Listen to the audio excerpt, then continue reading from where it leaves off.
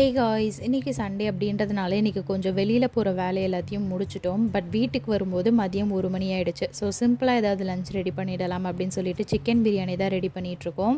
ஷஷ்விக்கு நான் காலையிலே lunch ready பண்ணியிருந்தேன், திணை அரிசி சாதம். ஸோ அவங்களுக்கு வீட்டுக்கு வந்ததுக்கப்புறமா அதை ஊட்டி விட்டுட்டு தொட்டிலில் தூங்க வச்சாச்சு. லஞ்ச் ரெடி ஆகிறதுக்குள்ளே எங்கள் 2 பேருக்கும் பயங்கரமாக பசிக்க ஆரம்பிச்சிருச்சு. ஸோ காஃபியும் பிஸ்கெட்டும் சாப்பிட்டுட்டு பிரியாணியை செய்ய ஸ்டார்ட் பண்ணியாச்சு. தமிழ் தான் இன்றைக்கி பிரியாணி ரெடி பண்ணியிருந்தாங்க. ரொம்ப சூப்பராக ரெடி பண்ணியிருந்தாங்க.